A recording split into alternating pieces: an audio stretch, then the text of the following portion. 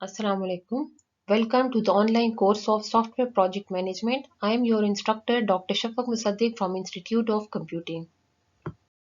This is the summary of course contents that we have covered so far.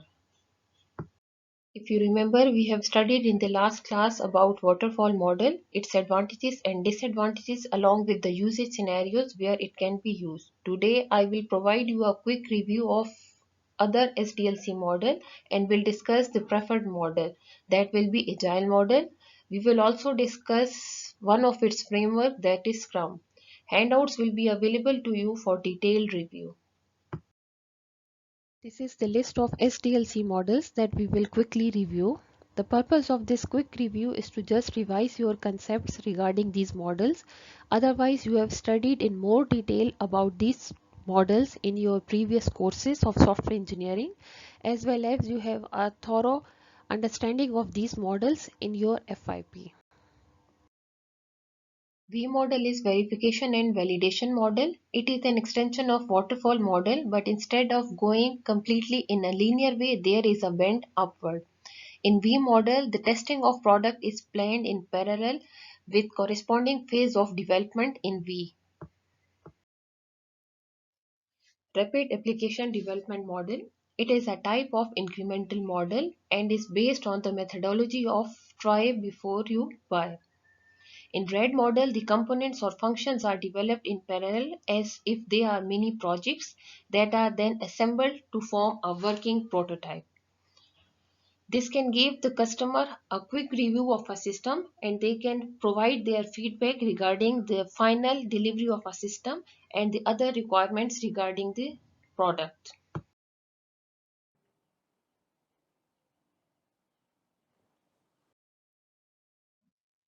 Iterative model focuses on initial simplified implementation, which then progressively gains more complexity and broader feature set until the final system is complete. The iterative model does not start with complete specification of the requirements.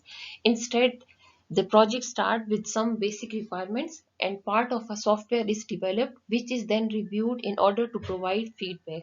The process is then repeated, producing a new version of software in each iteration.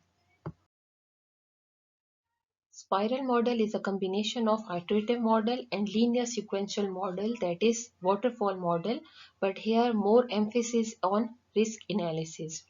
Spiral model is when viewed as a diagram, it looks like a coil with many loops. The number of loops varies based on each project and is often determined by project manager. Each loop of spiral is a phase in software development process. The spiral model has four phases, that is planning, risk analysis, engineering and evaluation, as can be seen from the diagram. The baseline spiral starts from the planning phase.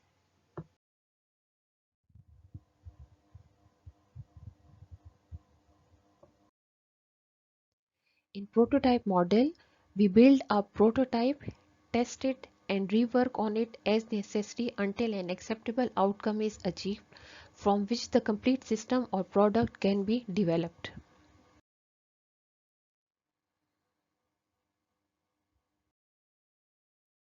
The next is Agile model, that will also be our preferred model, and if you remember, we have emphasized throughout our course that in today's time the most preferred model is Agile model. Agile means ability to move quickly and adapt to change. It is also a type of incremental model. Here the software is developed in increments and in rapid cycles. This results in small incremental releases, with each release building on previous functionality. Each release is thoroughly tested to ensure that software quality is maintained, and it is used for the applications that are time critical.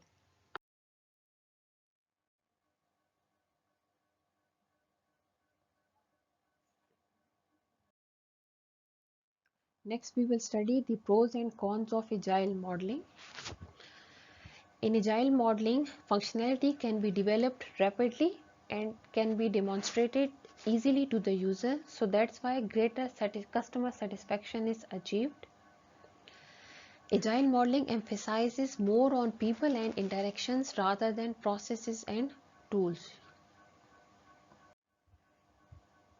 Since the software is developed incrementally, so the working software is delivered in weeks rather than months. Face-to-face communication is the best mode of communication in agile modeling.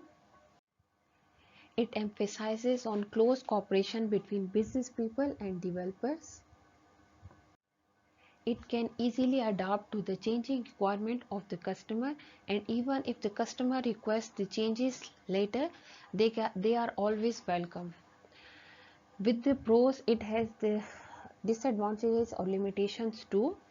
In case of software deliverables, especially the large ones, it is difficult to assess the effort required at the beginning of software development lifecycle. There is a lack of emphasis on necessary designing and documentation. The project can be easily detracked if the customer representative is not clear of the final outcomes. Only senior programmers are capable of taking the kind of decisions required during the development process. Next, we will study the usage scenarios of agile modeling, that is, in which situations we prefer to use the agile model. Since agile modeling is based on the adaptive software development model, the changes requested by the customers can be easily implemented at a very little cost. To implement the features, the developers need to lose the work of only few days or even few hours to roll back and to implement the requested features. And lastly, very limited planning is required to get started with the project using agile methodology. A quick review of traditional models like waterfall model and agile modeling. In traditional models like waterfall model, we have clearly defined objective. The processes are controllable, they require clear documentation and more accountability. Whereas agile modeling provides flexible prioritization, early and predictable delivery of the product, predictable costs and schedules with the improved quality and more transparent process. Therefore, most of the organizations today prefer agile modeling. Let's understand this difference by using an example. Suppose we need to develop a mobile app and we have only 10 months. The first option is to develop the application using the traditional model like waterfall model. Using this model, we will be having 10 months and we have to complete the product development during this time. So suppose the requirements take 15% of the time, design would take 20% of the time, implementation 40, testing 20, and in the last user acceptance testing would be performed. So see, after almost 9.5 months, the product is available to the customer who can see and provide feedback. Now, if the customer requests some changes, then it would be too late to accommodate those changes in a software. Now, if we develop the same mobile application using agile methodology, then we have to divide our time into different iterations, and each iteration can be of fixed duration. For example, in this case, we designate 1 month as one iteration. So at the end of each iteration, our working software is delivered that can be reviewed by the customer and he can provide its feedback.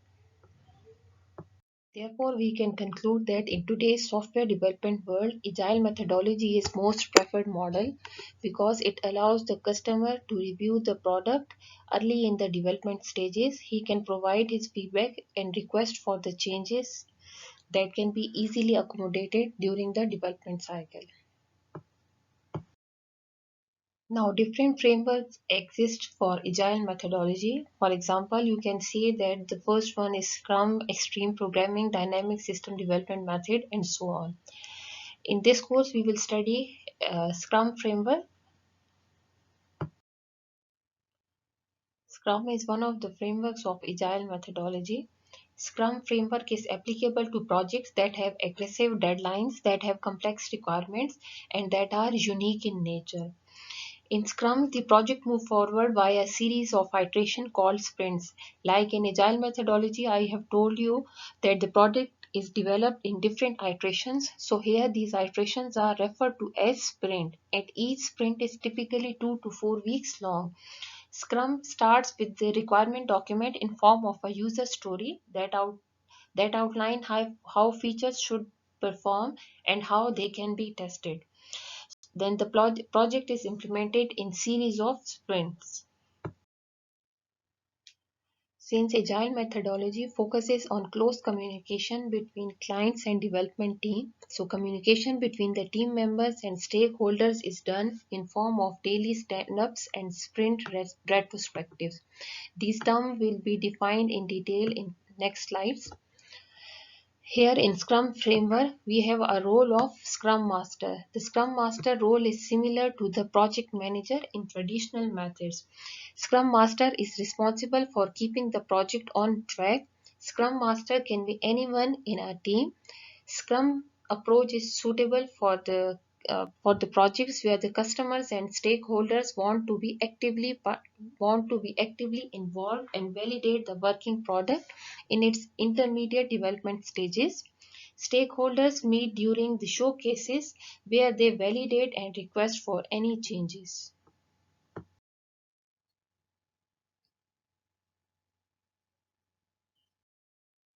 Key team members in Scrum approach. First one is the Scrum Master that I have told you earlier that Scrum Master role is similar to the project manager. Next is the product owner. The product owner is the project's key stakeholder and represent any user, customer and the others in a process. The product owner is often someone from project management or marketing, a key stakeholder or a key user. Next are the developers. Developers are the development team. Next comes the automation engineers. They are the experts who have the knowledge and ability to design, create, develop, and manage the system. Next are the testers that test the software. And stakeholder are the people, group, or organization that have interest or concern in an organization. Next, I will provide you definition of some of the terms that we have used earlier or will be using in the next slide. First one is the Scrum team. A Scrum team comprises of 5 to 9 people, but it can scale into any number. Everyone in a Scrum team works together to complete the set of work they have collectively committed to complete within a sprint. Next is product backlog. Product backlog is a list of features containing information about the product being developed. For example, priority of different features, any new features to be added or change in the existing features. The term backlog is used in two different ways. First one is product backlog and second one is sprint backlog. Product backlog contains the complete list of features for the product, whereas backlog contains the subset of features that are to be developed in a given sprint. Sprint planning meeting is held at the beginning of each sprint. In sprint planning meeting, the product owner specifies the prioritized list of items. The Scrum team analyzes and identifies which features in the product backlog can be completed for the current sprint, and the selected items will be removed from the product backlog to a sprint backlog. Next is daily scrum. A daily scrum is a brief meeting that held at the start of daily activities. The scope of this meeting is to set the context for today's work and verify if the project is on the track and motivate the team members to keep the deadlines. All team members are required to attend the daily scrum. Sprint review meeting. It held at the end of each sprint, during which the team demonstrates what has been delivered and get approval to close the current sprint. A demo version of the final product is displayed and the new functionalities or fixes of previous bugs or changes are highlighted to the stakeholders. Next is sprint retrospective. Retrospective means to look back. At the end of each sprint, a sprint retrospective is conducted. This is done in form of a meeting during which the team members outlines the lesson learned during this sprint, and this analysis helps them to understand how the scrum is working for their project. If any changes are required, they need to adopt to those changes in order to improve their future work. Now from this figure, you can easily understand the Scrum framework. In Scrum framework, all the features that are to be implemented are placed in the product backlog. Product backlog contains the complete list of features that are to be implemented, and in product backlogs, the features are placed according to their priority. Some of these features are selected from the product backlog based on the priority, and they are placed in sprint backlog to be implemented in that sprint. And you know that sprint is a single iteration of development. The sprint backlog start with the planning of features to be developed. Next, the features are implemented, and during the implementation phase, the daily Scrum meeting is held to review the progress. Next, when the implementation is completed, a review of the implemented features is done, and in the last, retrospective meeting is done, and we will be having the complete list of implemented features. At the end of the multiple sprints, we will get the complete list of features. This is the Scrum organization structure. The customer provides his requirements to the product owner. Product owner is the voice of customer. The product owner communicates the prioritized business requirements to the Scrum team, creates the prioritized product backlog, and defines the acceptance criteria. Scrum Master ensures a proper work environment for the Scrum team. Scrum team creates the deliverables of the project. The Scrum team demonstrates product increment to the product owner during the sprint review meeting. The product owner delivers the business value to the customer through incremental product releases. Scrum principles are core guidelines for applying the Scrum framework and are mandatory to be used in all Scrum projects. The 6 Scrum principles are: first one is empirical process control. Before going to discuss empirical process control, I think you should have an idea of what is empirical.